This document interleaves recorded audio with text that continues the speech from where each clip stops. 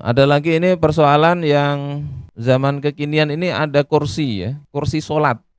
Kursi sholat. Ada yang mungkin pernah melihat itu. Maka harganya jutaan. Kayak apa? Sholat di kursi sholat. Ada tempat sujudnya itu.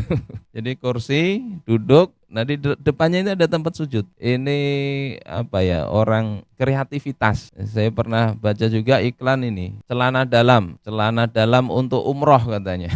Nggak pakai jahitan. Nah ini kreativitas yang sebetulnya tetap nggak boleh itu, celana dalam nggak pakai jahitan.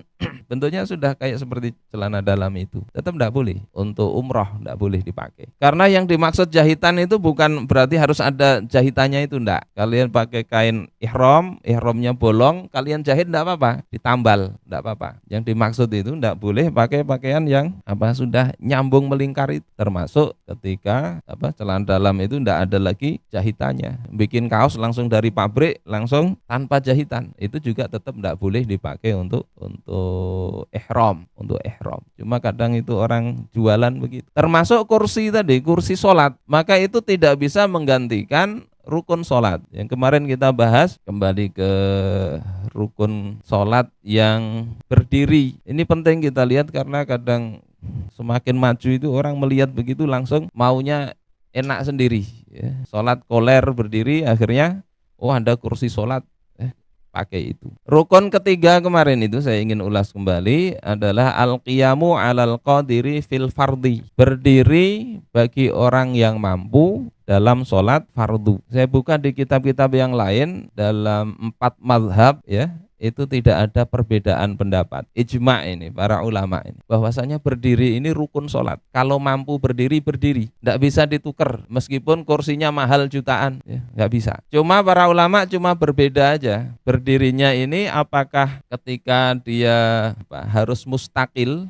berdiri sendiri, atau boleh ditopang orang. Nah kalau di dalam mazhab Syafi'i itu bisa dibantu orang lain, bahkan dia bisa membayar orang lain untuk membantu dia berdiri dalam sholat. Misalnya ada kelebihan harta, dia bisa bayar orang kalau bisa berdiri begitu. Di mazhab yang lain tetap wajib berdiri, tapi kalau dibantu sekira misalnya bersandar ke tongkat ya, tongkatnya diambil, ininya jatuh, berarti itu tidak dianggap berdiri, dia hendaknya sholat duduk. Kalau mazhab Syafi'i enggak, berdiri ya berdiri, bisa dibantu, bisa bersandar, itu dihukumi berdiri. Mazhab Hanafi misalnya, uzurnya itu misalnya termasuk ketika tidak punya kain, kainnya cukup untuk duduk ya. Kalau berdiri kelihatan aurat, maka dia boleh sholat sambil duduk ya, gara-gara kainnya cuma sedikit. Nah kalau mazhab Syafi'i tetap wajib berdiri, jadi paling paling ketat dalam urusan ini. Terus yang boleh duduk sholat ini, pertama adalah sholat sunnah ya. Kalau sholat sunnah ini sakit kah sehat, boleh dia duduk. Kalau dia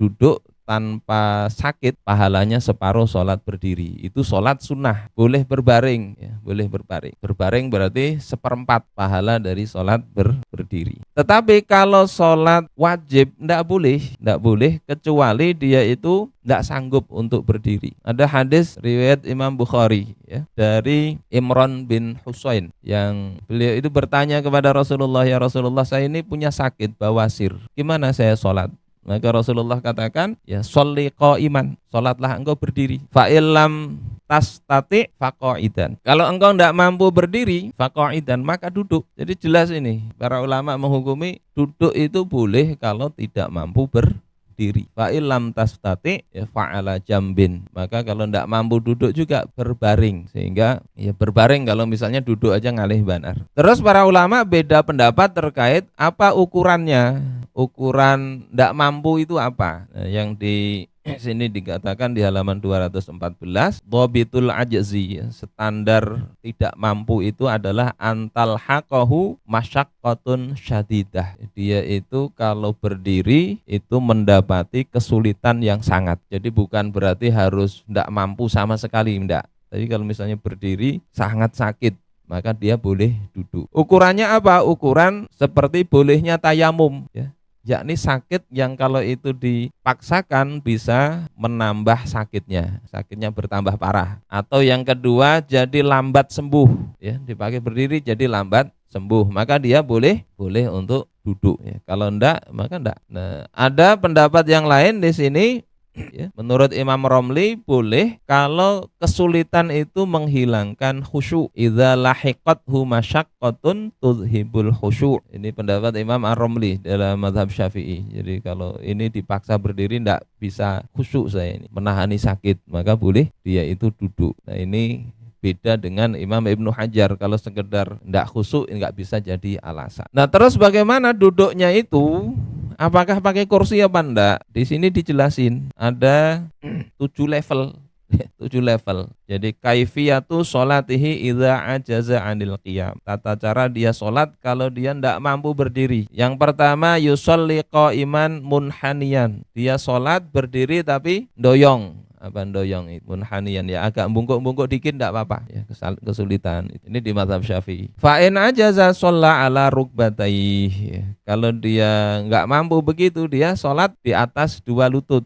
Jadi berdirinya di lutut.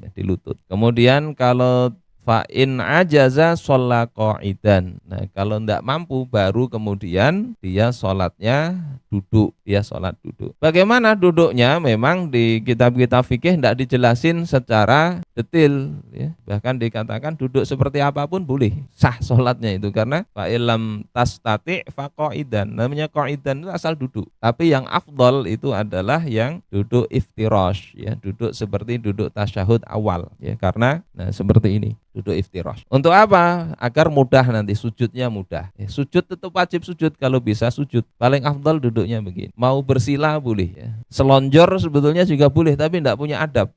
Apalagi duduknya begini, ya, kayak di warung. Lagi ngapain? Sholat misalnya. Tidak punya adab. Nah terus bagaimana kalau misalnya dia itu berdiri bisa, tapi kalau sudah sujud, ini kan kadang begitu, orang-orang sakit kadang setelah sujud mau berdiri lagi kesulitan. Ya. Prinsipnya itu kan semua rukun itu mesti dilakukan sempurna, itu hukum asalnya begitu. Kalau dia tidak mampu berdiri, ya nggak mampu berdirinya saja yang dia ganti dengan duduk atau berbaring. Tapi kalau mampu melaksanakan rukun yang lain dengan sempurna, wajib dilakukan dengan sempurna. Ya. Berdiri tidak bisa tapi sujud bisa, berarti wajib dia sujud, kan begitu. Sujud dengan sempurna yang kemarin kita bahas syarat-syaratnya. Nah kalau setelah sujud tidak bisa berdiri lagi, nah ini yang kemudian masuk dalam bahasan berarti dia itu bisa berdiri.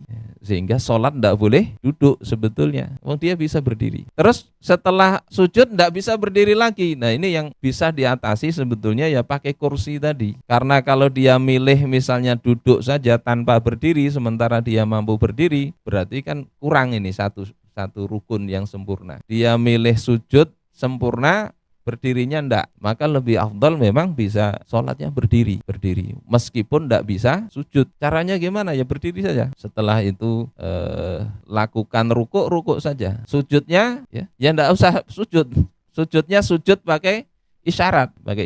Nah itu bisa dibantu dengan kursi. Jadi Allahu Akbar berdiri, takbiratul ihram berdiri, baca Al-Fatihah, baca surat, ya. Setelah itu rukuk biasa. Nah yang tidak bisa kan sujud. Setelah itu duduklah di kursi. Duduk di kursi baru kemudian sujud pakai isyarat. Tidak perlu kursi sujud tadi yang harus ini nempel, tidak perlu. Cukup isyarat. Kalau di situ kan di kursinya ada. Jadi ditempelkan ini ke tempat sujudnya di kursi. Tidak perlu itu. Jadi dia berdiri, nanti berdiri lagi rakaat kedua, ya, sampai kemudian ketika waktunya sujud dia itu duduk dan kemudian sujud pakai isyarat itu, bukan isyarat ya, sujud dengan membungkukkan tadi. Nah kalau semuanya itu dalam kondisi duduk, maka syaratnya sujud itu harus lebih condong daripada ruku. Jadi kalau rukuknya misalnya sekira ini kena lutut, ya begini aja bisa ruku, maka sujudnya harus lebih dalam lagi.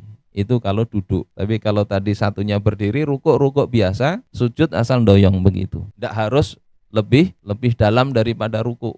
Tidak, itu sekitar sholat sambil sholat orang sakit, ya. Jadi kalau misalnya kaki susah ditekuk, ya bisa pakai kursi tadi, tapi yang bisa berdiri ya berdiri. Terus kalau bisa berdirinya sebagian saja, ya sebagian itu yang berdiri. Takbiratul ihram misalnya berdiri, setelah itu baca Al-Fatihah tidak sampai selesai tidak tahan lagi duduklah ya. Bahkan orang yang di sini dikatakan ya, kalau dia misalnya ya lau shalla qa'idan tsumma amkanahul qiyam ba'dal ajzi, andai dia itu sholat duduk, setelah duduk beberapa saat memungkinkan dia itu untuk mampu berdiri, hal yajibu alaihil qiyam amla, apakah wajib dia berdiri apa tidak? Maka di kitab ini dijelaskan yajibu alaihil qiyam, wajib baginya itu berdiri. Uyuh nih, duduk nih, nggak sanggup lagi, maka kemudian setelah beberapa lama kok sanggup berdiri, maka dia wajib berdiri.